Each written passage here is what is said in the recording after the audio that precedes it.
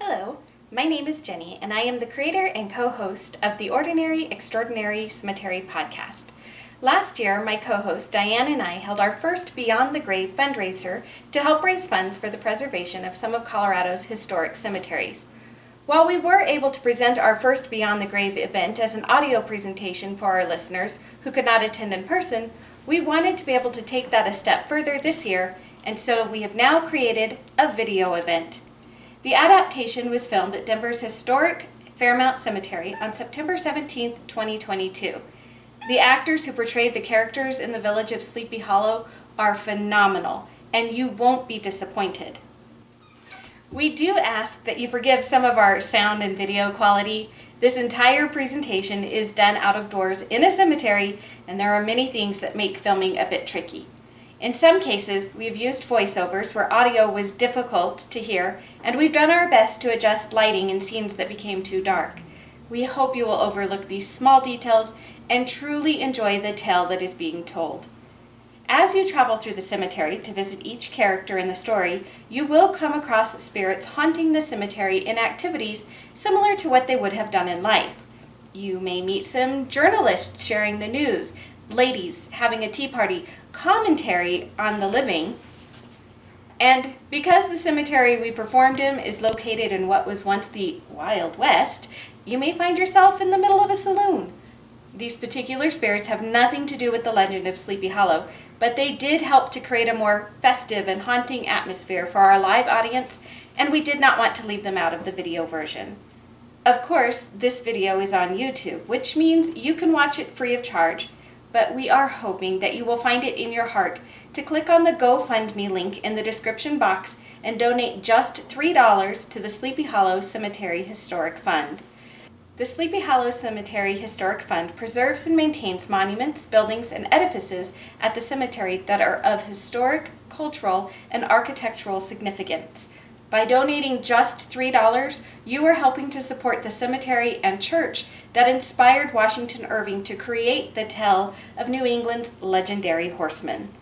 Historic cemeteries require a lot of funding to help with their upkeep, especially as the years go by.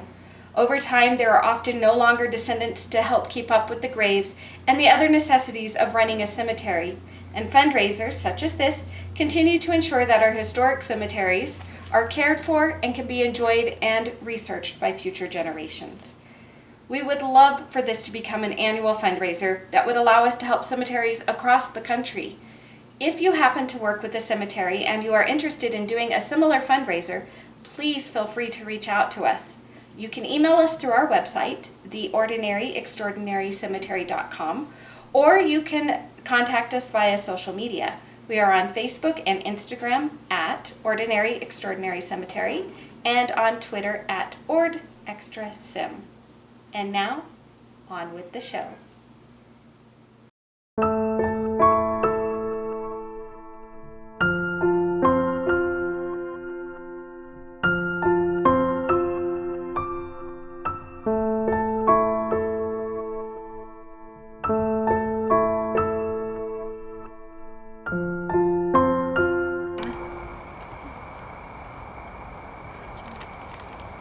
What if this information isn't true? What if the news articles are just changing the facts they are given to have people be interested and buy their news article and change how they feel? That's terrible. I don't think they would do that. No, not at all. Of course not.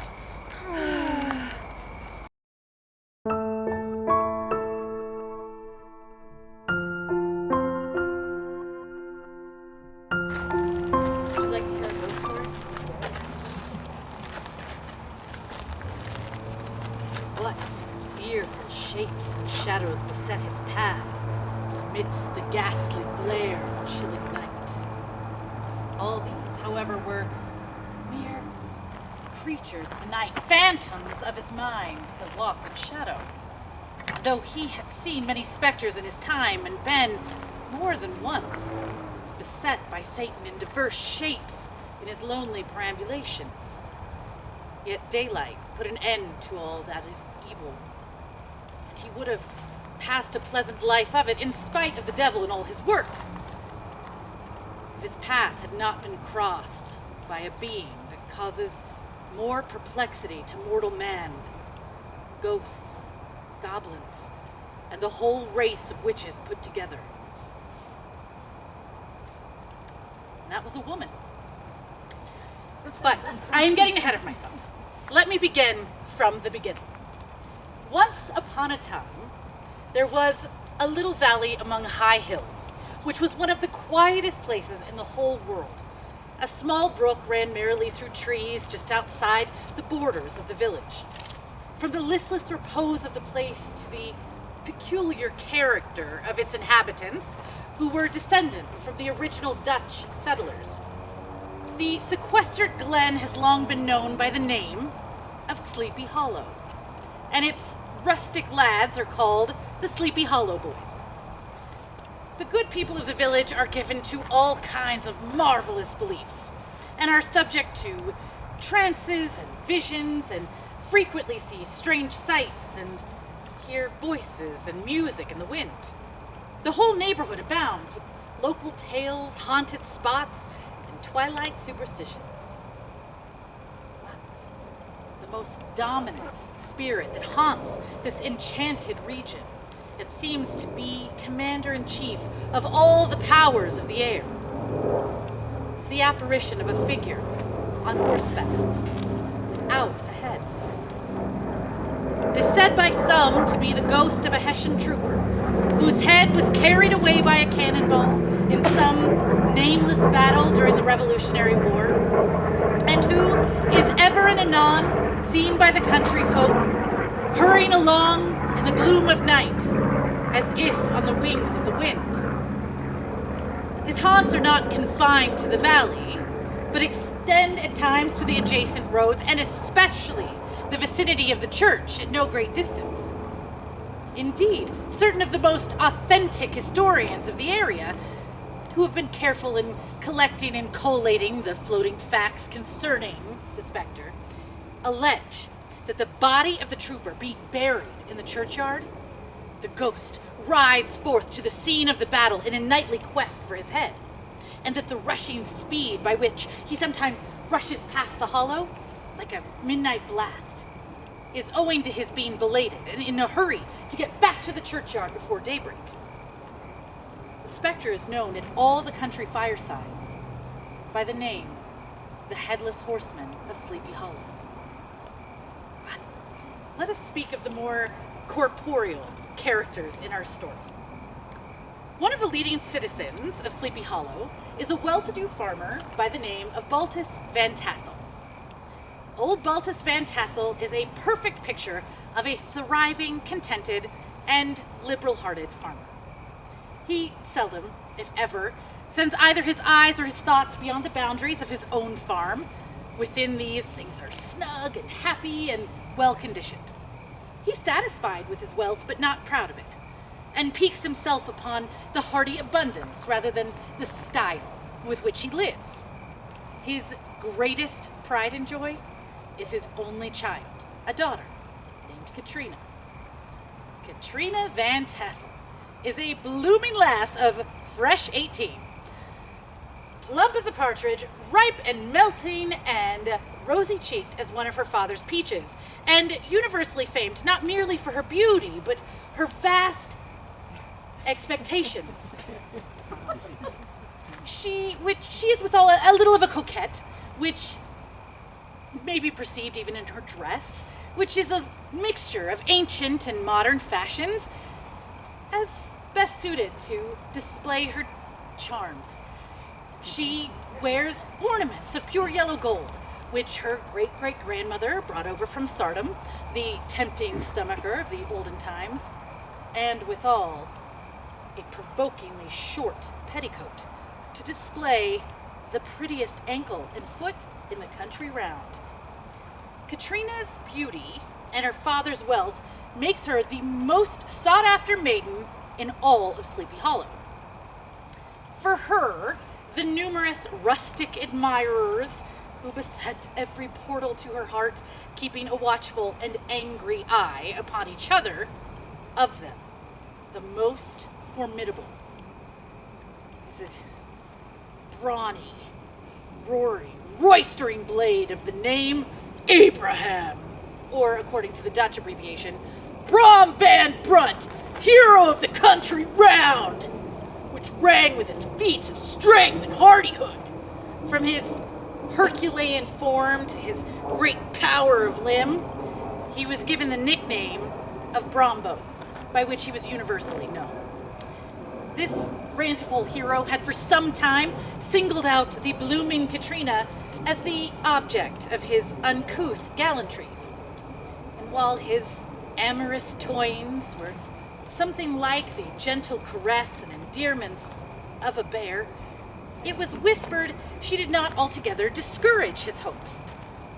Certain it is, his advances were signals to rival candidates to retire, who felt no inclination to cross a lion in his amours, insomuch that when his horse was seen tied to the Van Tassel paling on a Sunday night, a sure sign his master was courting, or as it is termed, sparking within, all other suitors passed by in despair, taking their ward to other quarters.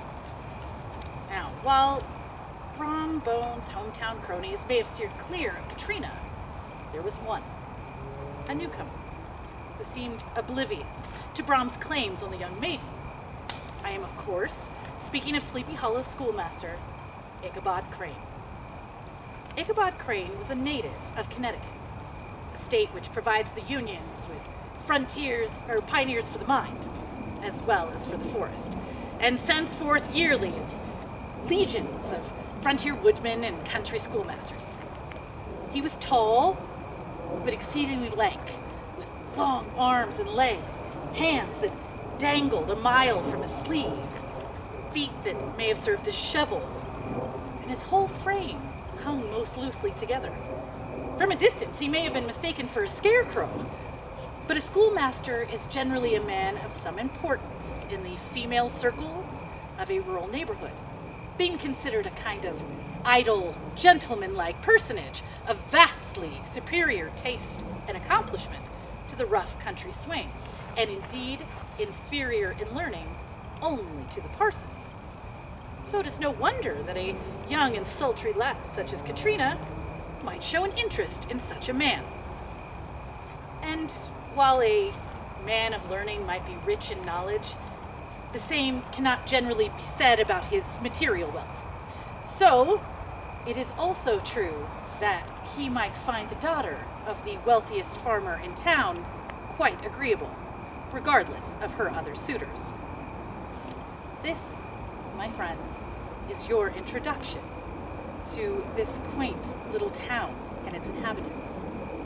Sleepy Hollow and the Van Tassel farm are remnants of a simpler time, one we'd like to go back to, even though we've never been there before. But I am told, if you travel down yonder road at just the right hour, you will be transported back to Sleepy Hollow. So, my friends, go and seek out Van Tassel, who I am sure will invite you into his home, share his comforts, and tell you of his greatest treasure. Travel safe, my friends, until we meet again.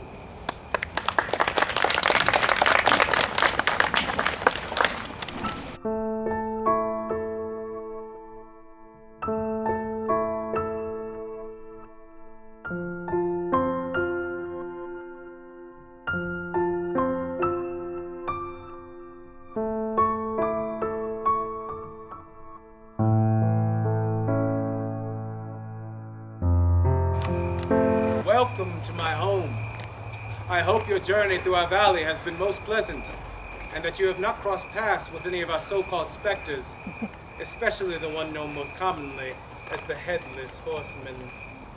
I have been fortunate enough in my well-lived life to never have glimpsed him through the distance of the trees, as I seldom wander beyond the boundaries of my home.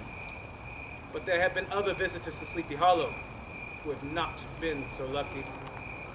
It is remarkable that the visionary propensity I have mentioned is not confined to the native inhabitants of the valley, but is unconsciously imbibed by everyone who resides here for a time. However wide awake you may have been when you entered the sleepy region, you are sure, in a little time, to inhale the witching influence of the air and begin to grow imaginative, to dream dreams and see apparitions. But I do not wish to scare you, only to warn you to beware, to be a bit more cautious when you proceed from here.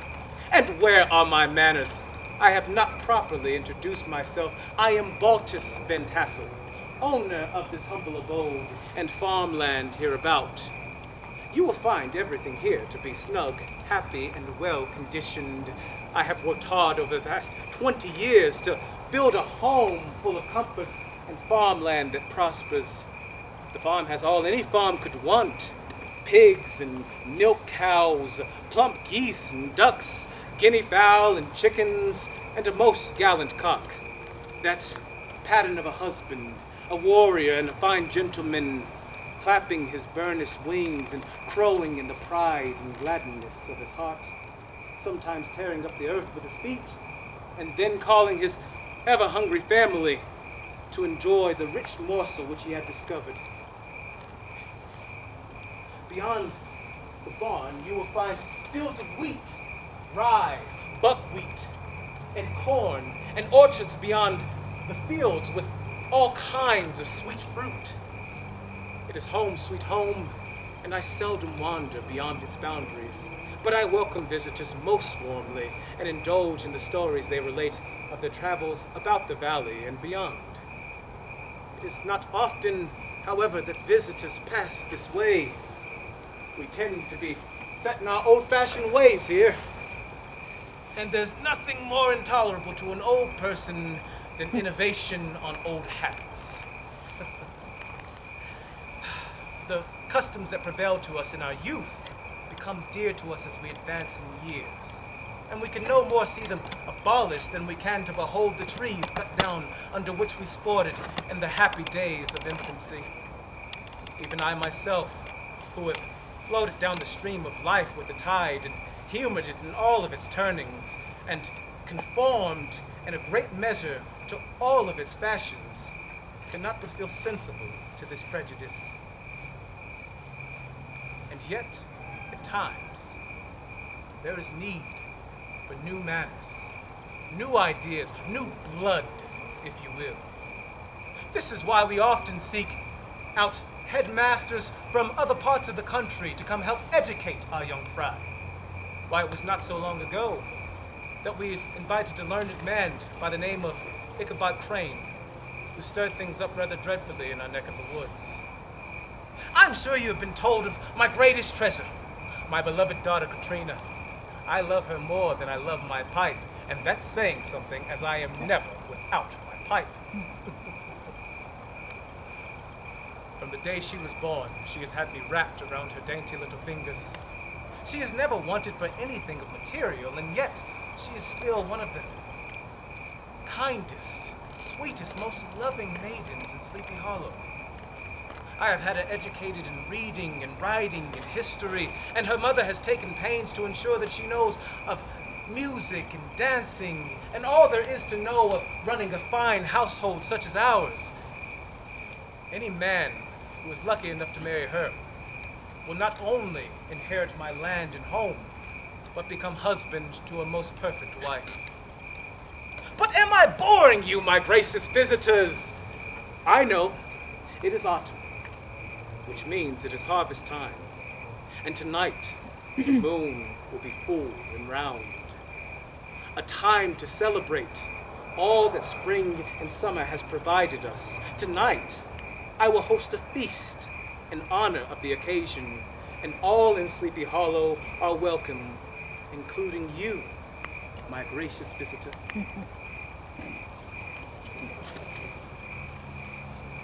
The feast itself will be grand enough, with every kind of eatable and freshly brewed cider and beer. We will have an esteemed fiddler who will provide the music, and there will be much dancing, and in between the feasting and the dancing, there will be stories. The elders will regale us of stories of that great Revolutionary War, and the youngsters in turn will attempt to curdle our blood with tales of ghosts and apparitions. but our neighborhood is rich with stories of the kind. Many dismal tales will be told of funeral trains and mourning cries and wailing shrieks heard here and about the great tree where the unfortunate Major Andre was hanged for his spying ways. There assuredly will be mention of the woman in white, who is said to haunt Raven Rock, and often heard to shriek at winter nights as she had perished there in the snow. But the chief among all of these will be the favorite specter of Sleepy Hollow, the headless horseman, who is said of late to be amongst the country here, to have tethered his horse nightly among the graveyards and the churchyards. Oh, it will be a splendid party! And do you know who will enjoy it the most? Why, my beloved Katrina, of course. She will be the belle of the ball.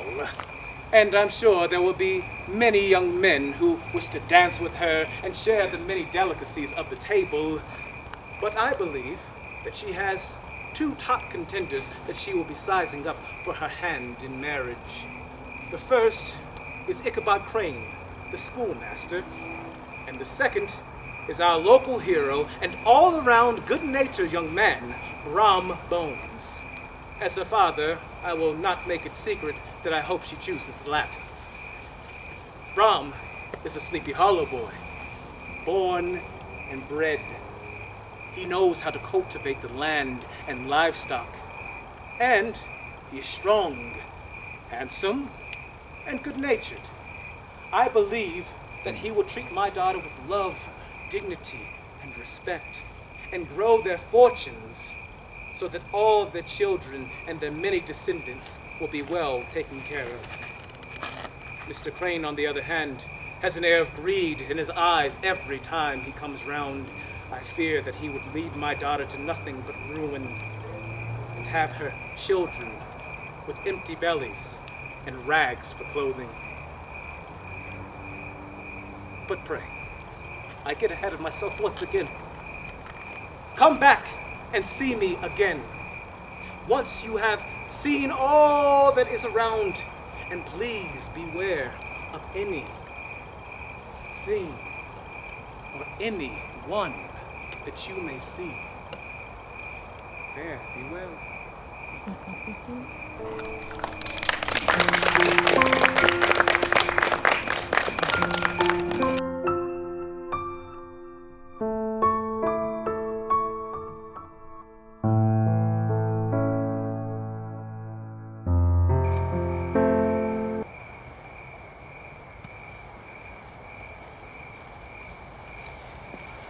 Now, ladies, this is the part of our tour where we analyze and see the live folks, the modern humans of nowadays. They look more sickly than I remember. How intriguing. Each one's unique. So bright and vibrant. I think I've read about them somewhere in this book. Oh, looks like some of them are about to join us. I'm sure I've seen some of their relatives here in the underworld. Why, yes. I've heard Aunt Gertrude isn't kind. No, Lots of drama. and your brother there, not the nicest when you get to know him. Your abuela over there died, but her husband killed her. Well, ladies, time to the next tour. How wonderful. 'Tis a gift to be simple, 'tis a gift to be free, 'tis a gift to come down where we ought to be. And when we find ourselves in the place that's right, 'twill be in the valley of love and delight.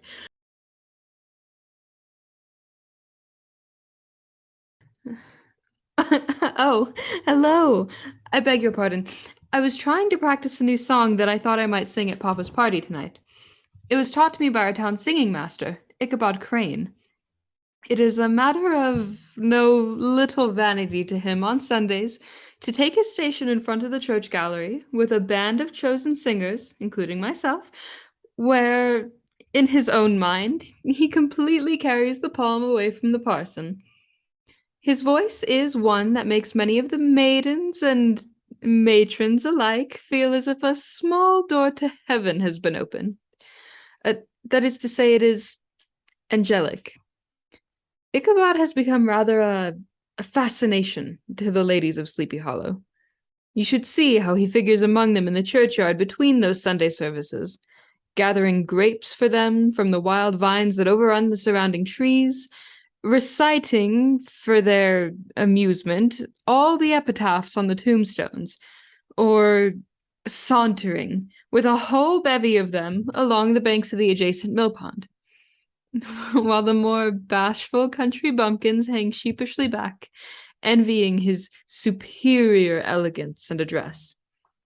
Mind you, neither music nor storytelling can be called Ichabod's main occupation. He is the town's schoolmaster. We are apt to consider the costs of schooling a grievous burden and schoolmasters as mere drones, but he has ways of rendering himself both useful and agreeable. Not only this, but he is just as ingratiating and gentle inside of the schoolhouse as he is out. He finds favor in the eyes of the mothers by entertaining all the children, particularly the youngest, and he will sit with a child on one knee and rock a cradle with the other foot for whole hours together. Ichabod is also one who has an enormous appetite, and he pleases all the housekeepers with his want of all they pride themselves on preparing for their dinner tables.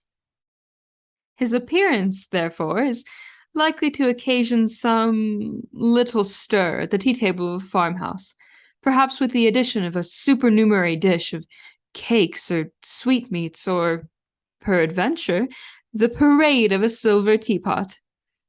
In addition, he occasionally assists the farmers in their lighter labors.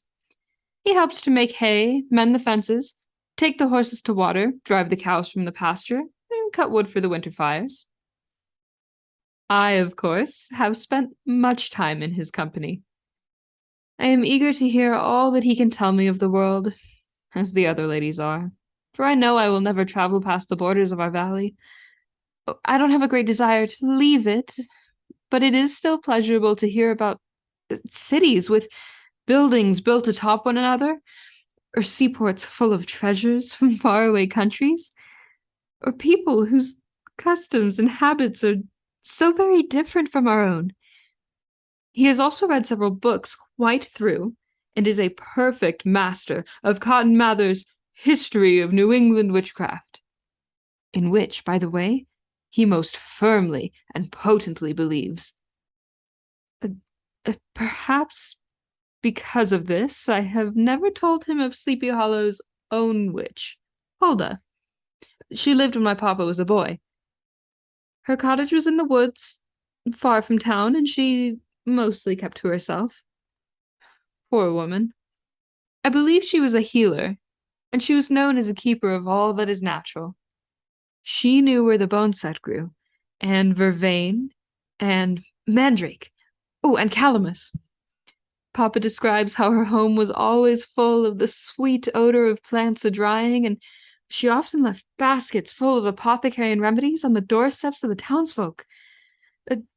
Because of this, the pastor at the time had many of the town gossips calling her a witch, but she was mostly left alone.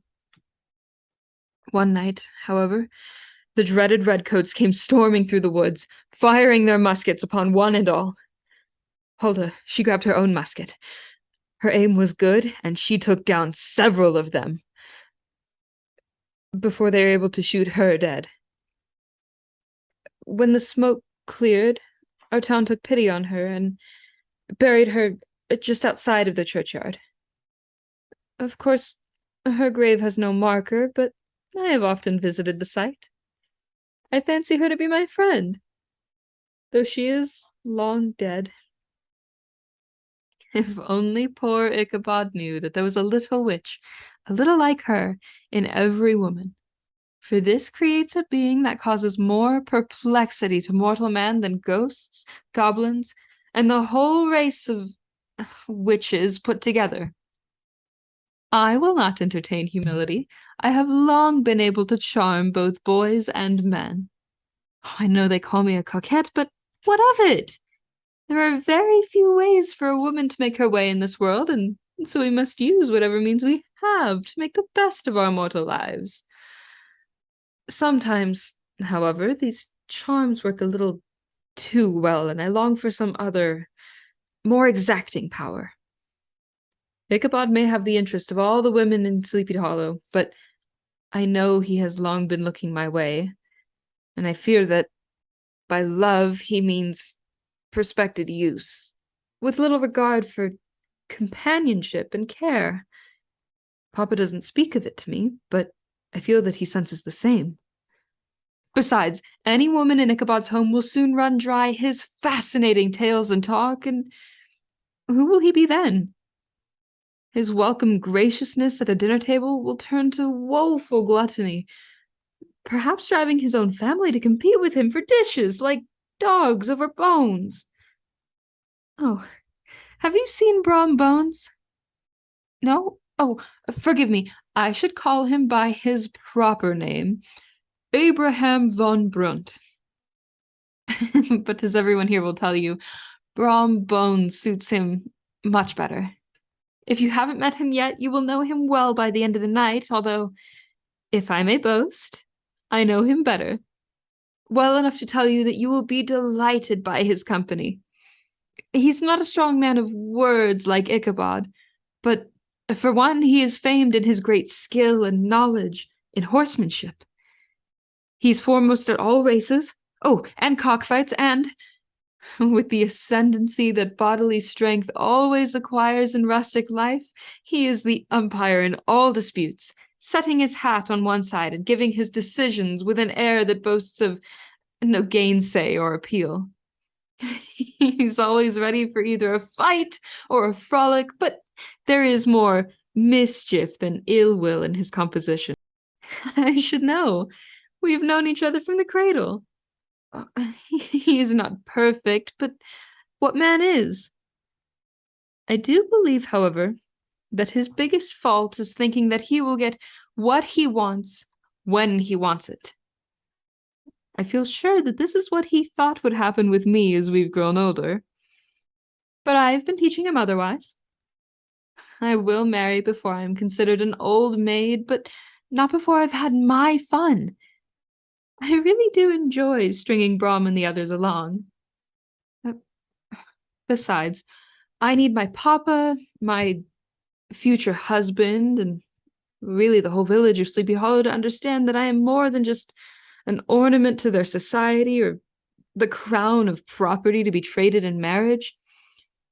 You know, women are so often viewed as delicate, fanciful, even childish. We are all taught from birth that if nothing else, beauty is a woman's scepter, that the mind shapes itself to her body and, roaming around its guilt's cage, only seeks to adorn its prison. Therefore, many good women are made to feel worthless in this world, and beyond that, many are blind to their own power. Women bring life into this world, and I suspect that is why our counterparts exert such control over us. It doesn't matter. I have a doting papa who has given me more than most, and I have not squandered my good fortune. Nor will I blindly trust a man to squander it in my place. I still believe that my future will be quite happy and comfortable, although there must be some way of making absolutely certain of this. It's getting late. I must go dress for tonight's festivities. Please be sure to come. Papa's feasts are always delightful, and intuition tells me that something extraordinary will happen tonight.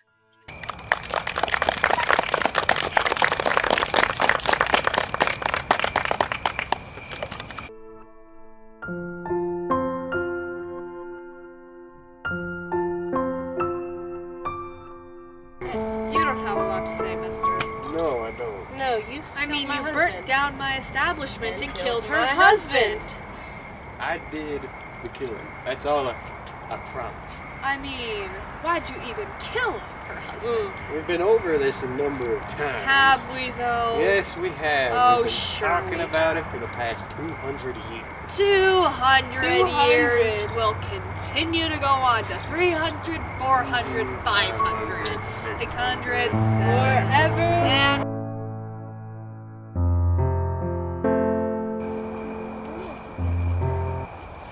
Wonderful. I see my Sleepy Hollow boys brought some reinforcements. I was just carving some pumpkins for Master Van Tassel's annual harvest feast tonight. I won't say no to some help. I'm a bit behind on schedules. I've spent a good deal of the last hour down at the schoolhouse, while making some improvements. I've stopped up the chimney to smoke the master and all of his pupils out. Turned everything topsy-turvy so that he'll think all of the witches of the country had held their meeting there last night.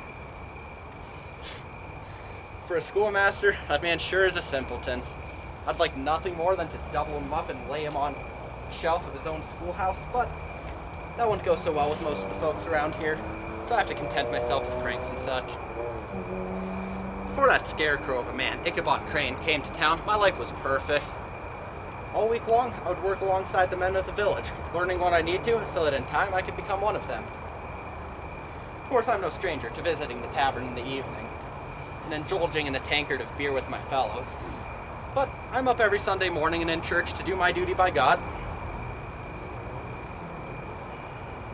I truly don't understand what Katrina, or any of the lasses for that matter, see in that man. Physically, he's no match for me or any of the boys around here. Sure, he's well read, but what of it? What good is it to know all that is written in a dozen books, but not to know how to shoe a horse, plow a field, butcher a hog? He has no fortune, as schoolmasters hardly receive any compensation for their duties. Yet, to top it all off, the man's just a coward. I've seen him returning to his various residences after dark. What fearful shapes and shadows beset his path. How often does he tremble? The sight of light quivering from across the vast waste fields from a distant window. How often has he been appalled by some snow-covered shrub, just like a sheeted specter besets his very path? How often does he curdle in awe at the sound of his own footsteps beneath his feet over the frost-crusted earth? Ichabod Crane is an utter fool and absolutely the wrong man for Katrina Van Tassel.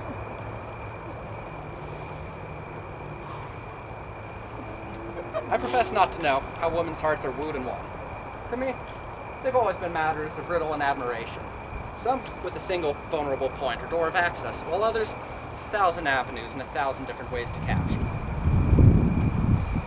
To gain the former is a great triumph of skill, but to gain the latter is still yet greater proof of generalship, for man must battle for his fortress at every window and door.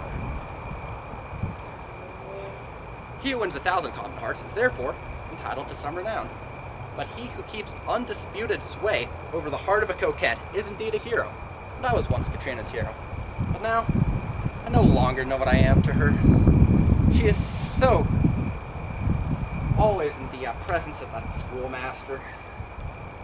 I'm not as well read as Master Crane, but I do know some Shakespeare. Alas, poor Ichabod, I knew him, Horatio. A fellow of infinite jest, of most excellent fancy. Where be your jibes now, your gambols, your songs, your bursts of merriment that were wont to set tables a-roar? Not one now to mock your own grin. Quite chatful. Now get you to my lady's chamber. Let her paint it an inch thick. To this favor she must come. Make her laugh at that.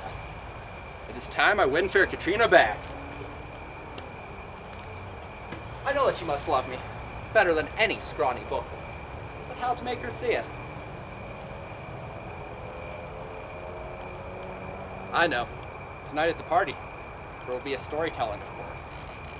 And I will be sure to tell the very last tale, one so dark and full of terror, the crane's bones will be rattling and his teeth chattering in a chamber that is all of a ruddy glow from the cackling firewood.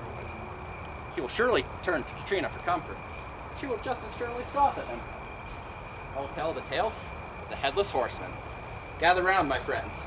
Stay close and near to the light. On nights such as this, when the moon is round, a Hessian soldier will rise from the ground. On the black road through the wood, as I rode, there the headless horseman stood by the wild pool in the wood. As I rode from the shadow of an oak,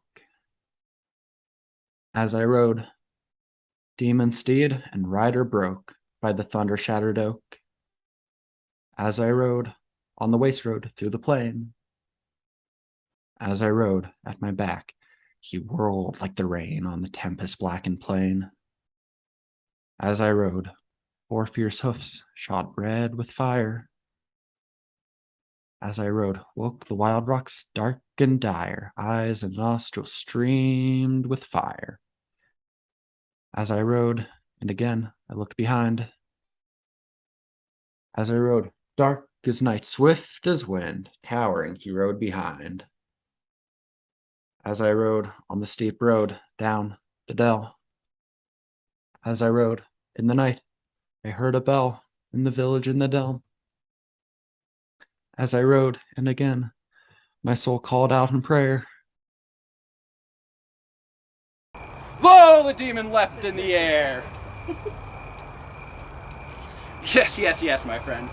Tonight is the night Ichabod Crane will come to know Sleepy Hollow and all its specters. Tonight, Katrina Van Tassel shall once again be mine.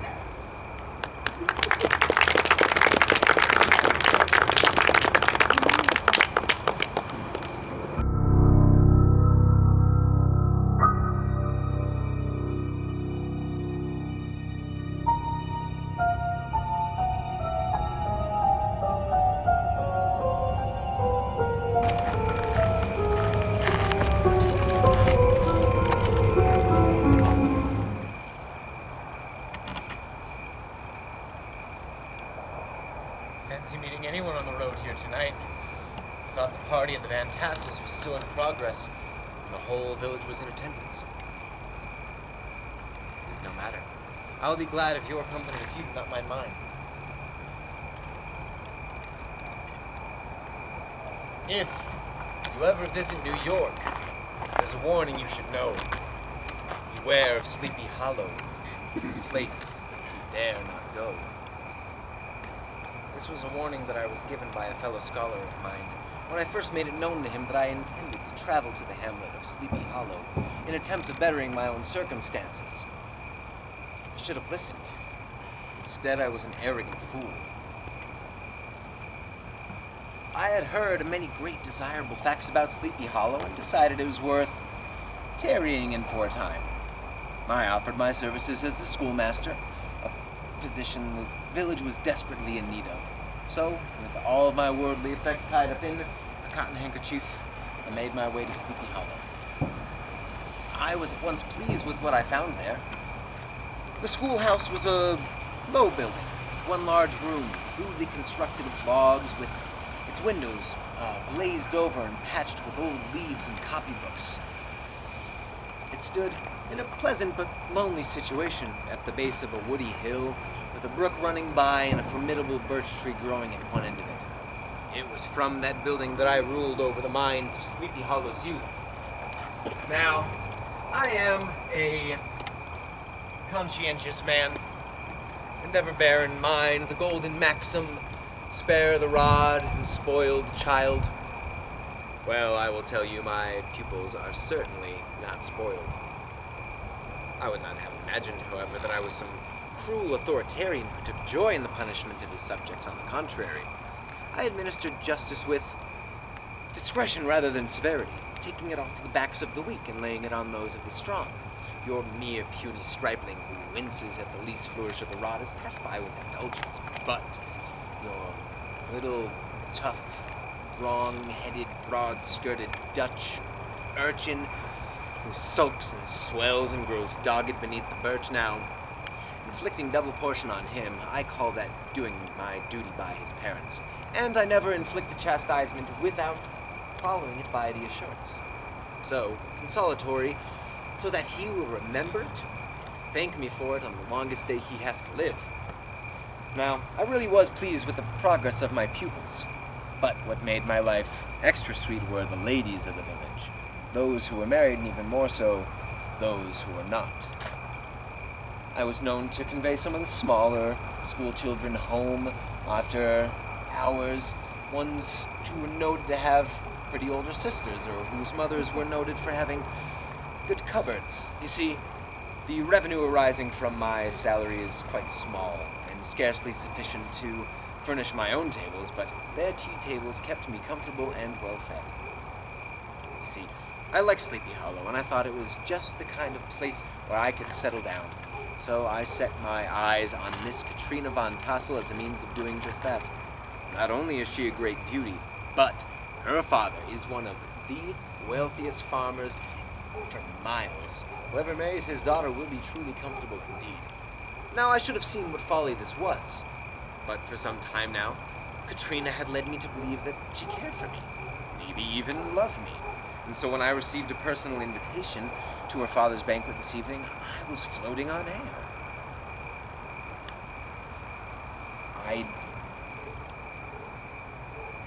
I had already realized dreams of us setting out to see the world with a wagon full of children, knowing all the while we could someday return to rule the sleepy village.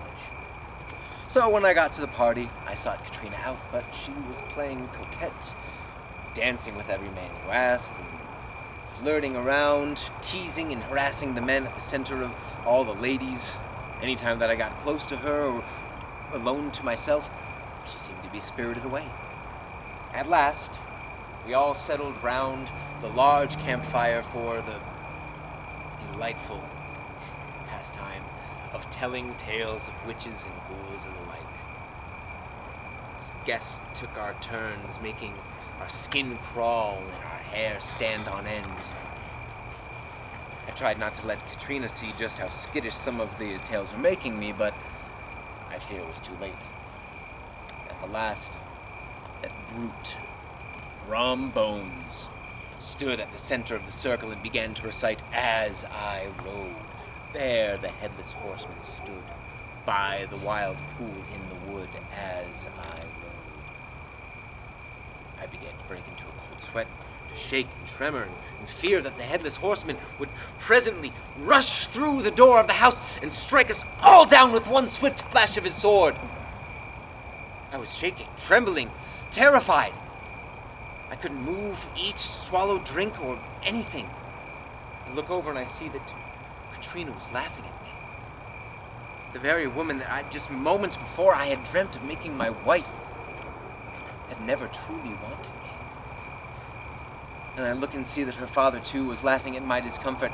In fact, the entire village was laughing and sneering at me in the firelight. I could take it no longer. I jumped up and leapt from that room in a flash and left my broken dreams behind. Now, I'm not to know what to do now because I've not set up other situations elsewhere. Perhaps I go to Manhattan and find work in the city, or I might. What was that? Did you hear that? Wait. Hello? Who's there? Announce yourself! Oh, is that a horse I hear? No, it cannot be. No, it is! The demon horse and the headless rider! Oh no! Oh dear God, please have mercy on my soul! Save me! Stay back, demon! Come no closer! Stay away from me!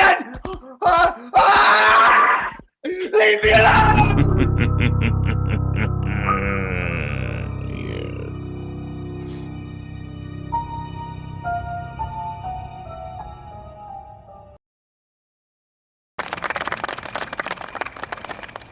One morning, but the body of the schoolmaster was not to be discovered.